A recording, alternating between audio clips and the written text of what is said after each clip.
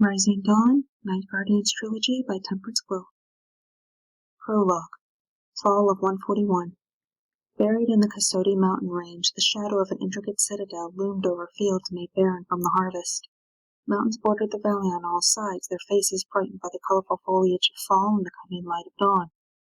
On the battlements atop the outer wall, a patrolling guard stopped for a moment to look out at the sunrise, wishing it would hurry so his watch would be over. A shimmer caught his attention.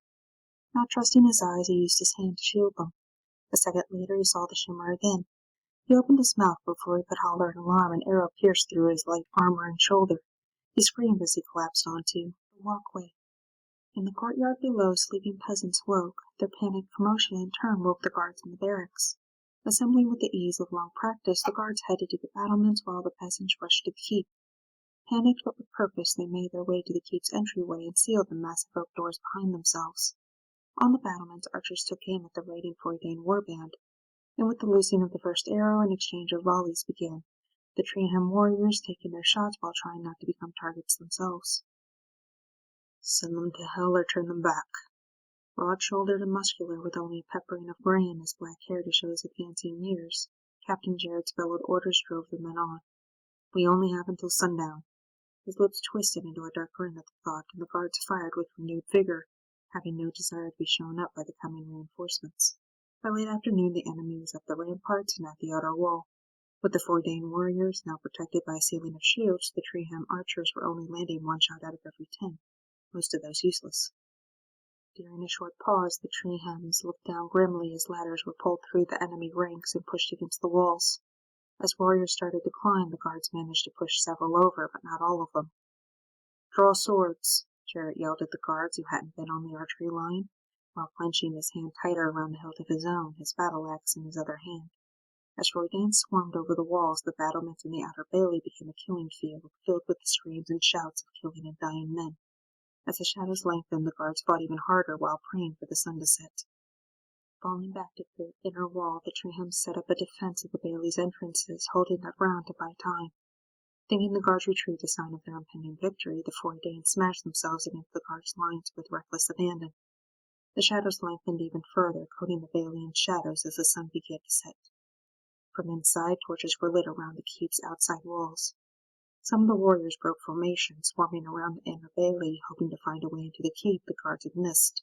So distracted were they, the activity above them went unnoticed. Perched on top of the towers and edging the keep's roof, out of the way and positioned where they would catch little attention, were statues of monsters. The invading warriors had seen such decorations at other battles and had no reason to pay them any mind. But as the shadows covered them, small cracks started to form in the stone, slowly spreading over the surface like a cracked egg. Stone chips flicked away, revealing leathery flesh underneath. Rock shards rained down on the battle below, causing some of the warriors to look up. Their expressions changed from mild surprise to shocked horror as far above them they could see the stone statues stretch and yawn as if awoken from sleep. Roughly 30 in all, the gargoyles looked down into the bailey, their eyes alight with anticipation. They'd been warned about the approaching army before going to sleep the night before, but were disgusted by how far the enemy had been allowed to invade the castle. Couldn't the humans handle anything on their own? Those that had them spread their draconian wings and dove off their perches into the bailey, animalistic roars and shrieks of rage bursting from their throats. Panicked by the appearance of these new opponents, the Foydains broke from their attack and fled to the portcullis. Not about to let them escape that easily, the gargoyles swooped down in pairs, bringing 1 or 2 warriors each with them when they rose back up. Fighting above the outside wall, they threw their captives over it. Only the very lucky could continue running when they landed. "What are you doing, you cowards?" the Foydain leader shouted. "We're almost to victory." Unlike his men, their leader didn't seem concerned by the addition of fighting monsters. With the bellow that could be heard everywhere in the bailey, he struggled to get his battered men back into the fight. Pushing through his own men, grabbing and jerking them toward the front line as he went, he caught Jared's attention. A war cry broke from the captain's chest as he began slicing his way to the Foydain. Leaving a trail of bodies in their wake, the 2 warriors met with a clash of swords. So strong was the presence of both leaders that the skirmish shaped around them, others forming a perimeter to keep anyone from interfering. Meanwhile, the gargoyles had their fun. Hound made sport of herding the Foydains out of the castle, reveling in taking chunks out of the fighters that didn't run fast enough. Kane, a copper-skinned gargoyle that held the position of second-in-command, was more methodical in his way, dispatching one fighter and moving on to the next, never bothering to see if they were alive or not. This nearly cost him a sword in the back, as one man was determined to take his killer with him before being struck down by a castle guard. "Watch your back," Tristan ordered before turning away with a tremble caused by the icy glare leveled on him. As the human turned away, Kane's calculating gaze followed before returning to his work, not bothering to inform Tristan that he'd known the advancing human was behind him before the man's impromptu rescue. When some Freudanes tried to make their way up the outer stairs, they were met by a trio of females. "Look, sisters, shall we play with them?" the smallest of the three asked, her voice holding a rumbling purr. "You know they don't last, Sin," the second commented, her hairless head spiked down the center with reversed horns and her hide a blue-gray. "The castle is infested enough with the creatures. Get rid of them," the third ordered impatiently. Nearly invisible in the dark, Carnella's skin was the color of a ruby and her black hair streamed down her back, but her eyes glowed with the red-orange of a setting sun. With matching shrugs, the other two launched themselves at the humans. Nimbler by far, they avoided the sharp edges of the Freudian swords easily, with strength and claws the only weapons they required, with their tails acting as extra limbs. It wasn't long before they removed every Freudane from the stairs, the men's own armor providing convenient handholds. Inside the keep, the young lady Rosalie sat on a raised dais awaiting the end of the battle in the reception hall. The shrieks of the gargoyles made her tense until her skin stretched taut across her bones. "The beasts have awakened. I hope they won't leave bodies everywhere for us to clean up," the robed man sitting next to her sneered. He was good at sneering, his face seeming to be made for it. His lean frame was covered neck to toe in the white and blue robes of a magi. A smaller black-cloaked figure standing on the other side of Rosalie shifted before gliding to the front of the room. "Where "Are you going?" the magi demanded. "To do my job," the figure answered, the icy declaration holding a distinctly feminine cadence. Slipping out the door, Fayette was just in time to intercept two Freudanes who'd managed to find a way into the keep. Minutes later, two corpses were thrown out a window and onto a cluster of Freudanes, the bodies broken and bloody almost beyond recognition. Upon seeing what became of their fellow warriors, those Freudanes broke ranks and ran for the portcullis. The Freudane leader found himself and his remaining warriors outnumbered, as many of his men fled or died, and he was getting nowhere in his fight with Jarrett, the two leaders being equal in both skill and strength. Before he had a chance to decide, he found himself picked up off the ground. "I tire of this game," a deep voice boomed over the castle. The Freudane found himself hanging over the battlements above the outer portcullis. No longer disoriented by a short flight, he could barely make out the outline of the creature holding him. The gargoyle was the color of polished ebony, its only visible feature was the pure white flash of its eyes. "Take what's left of your men and return across the mountains. Return here again and none shall leave," the monster warned before letting go of his arm. He plummeted to the ground, landing in a sprawl. "Fall back," he bellowed to his few remaining warriors as he struggled to his feet. None hesitated to follow the order, the Freudanes breaking from the conflict, running from the castle with fighters and arrows at their heels. The cheers of the treehomes were loud but somber, a signal to those inside that the danger had passed. Now it was time to gather the bodies. Chapter 1. Gabbro. I stalked alongside Jarrett as he organized crews to gather the dead and wounded. Most of my clan were out herding the Freudanes back to the mountains. Those that remained I'd ordered to the towers. I wasn't about to risk a confrontation between my siblings and the humans while everyone's blood was running hot. But as chieftain, it was my duty to coordinate with Jarrett to ensure the castle was secure for the night. My leathery hide normally made it so most humans never even noticed me, but the light needed for them to clean up and identify the dead was as close to daylight as I would ever get, making me stick out like a wolf among sheep. So most were giving us a wide berth. "You've got to come look at this, Captain," a guard called from near the keep wall. Following Jarrett to the waving guardsmen, I looked down at the two bodies presented to us and cocked my head. I was no stranger to Battle Lord's aftermath, but the bodies were in such a state that I found myself disconcerted as well as curious.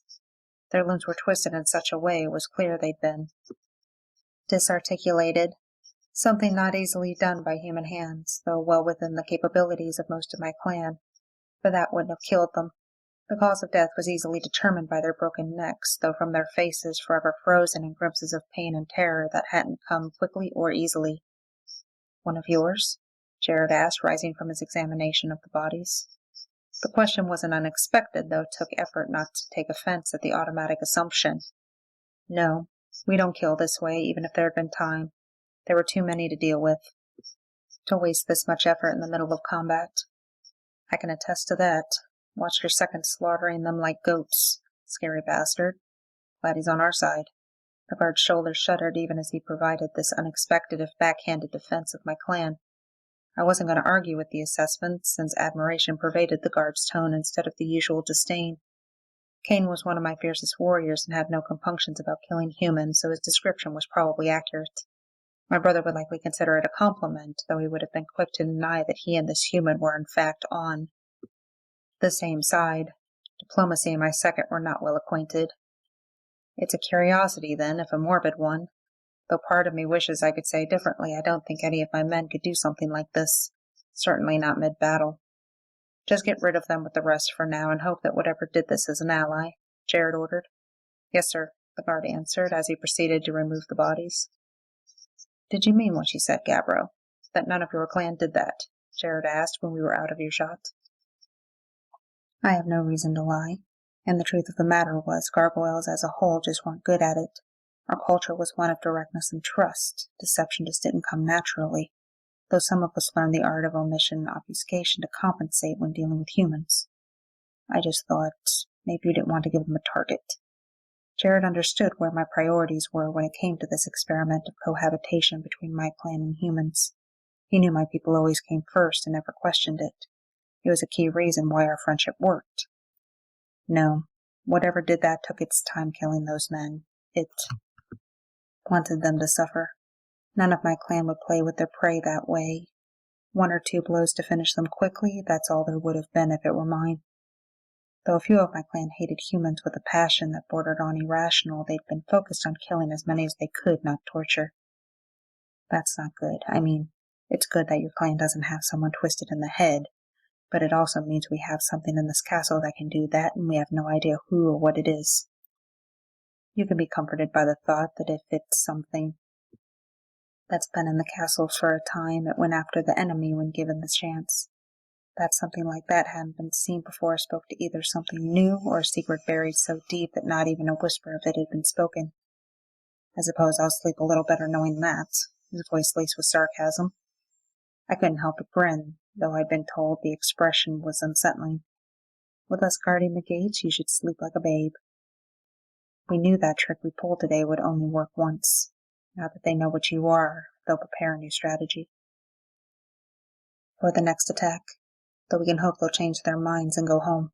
It all depends on whether they know what this castle holds or not. If they know the princess is in residence, there's almost no chance they'll give up. Natus is already preparing countermeasures for that. How long can this castle hold out against an army that size? Even though parts had been filled with the bodies of slain Freudanes, their warbands still outnumbered the castle's forces. It depends on how many we lose and how long the food stores hold out. Thankfully, we brought in the harvest before those raiders got here, so they should be able to last most of the winter. I'll be able to tell you more definitively if your clansmen can bring me an accurate count and movements of the enemy. I'll see what we can do, but I wasn't about to put my brothers and sisters in harm's way for it. Jared directed us to the great hall where the wounded had been taken. Stepping inside, I didn't like having stone over my head, but the men here didn't have the comfort of knowing the sun would take away their pain. Some would take months to heal if they healed at all. My temporary discomfort paled in comparison.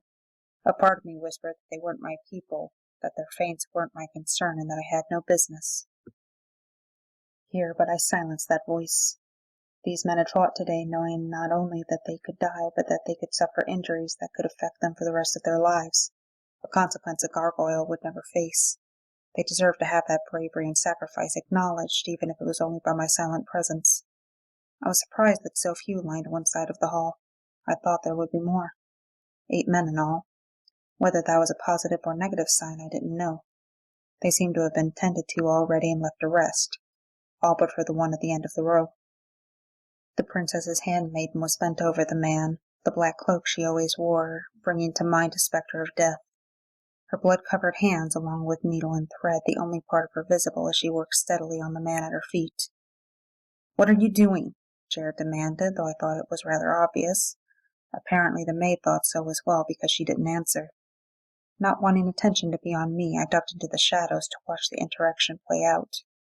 "I said, what are you doing?" Jared demanded again as he stomped forward. "She's trying to save this man's life, unless you would rather he die along with the others," the princess interceded, blocking Jared's path.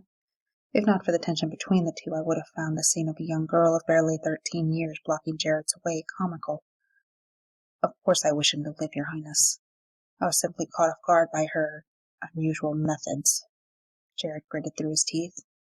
I could tell he was considering moving the princess out of his way, her station the only thing restraining him. "This man's insides have been cut. If they're not sealed, he will surely die. If you tell me to stop, I will, but your choices are a small chance at survival or no chance at all." A whispery voice holding the eyes of winter came from the cloak, while those hands never stopped their work. "What is it to be, Captain?" I would have sworn by all the gods that the woman who spoke those words cared not one way or the other. "Live," Jared gritted out. Not saying a word, the maid continued. "Please, Captain," the princess requested in a gentler tone. "I know it looks strange when you see it being done, but I swear to you that I've seen it work on others." "He's one of my men," Jared choked. "Yes, but he's also mine, and I'll not lose him if it can be prevented." "Your Highness." A spark of respect showed in Jared's eyes as he gave her a bow of his head. "Apologize to Her Highness at once," the Magi demanded, seeming to come out of thin air. "That's not necessary, Anton. The captain has been fighting all day to ensure our safety. He deserves our gratitude and our understanding," the princess countered. "You're not just a princess, but fourth in line to the throne. He should be glad to lay down his life and the life of every one of his men for your sake, not barging in here like a raging beast. He's not Gargoyle after all, even though he certainly tries to act like one." "Anton!" the princess objected to the insinuation and the insult. "Don't worry, princess, my skin is thicker than that, and we have more pressing concerns. Among the dead gathered were 2 warriors, twisted and bent in ways most unnatural. The gargoyles claim no credit, and none of our men are capable of such. As if the gargoyles would claim to have done it even if they had, but this is no great mystery. Those 2 were foolish to break into a keep guarded by a Magi. They got what they deserved. Anton's cockiness was enough to choke on." Jared roared as he grabbed the collar of the Magi's robes and twisted, nearly lifting the slender man off the ground. "You left my men out there to die when you can wield such magics." "Why would I waste my power on peasants?" Anton choked, not realizing how close to death he danced.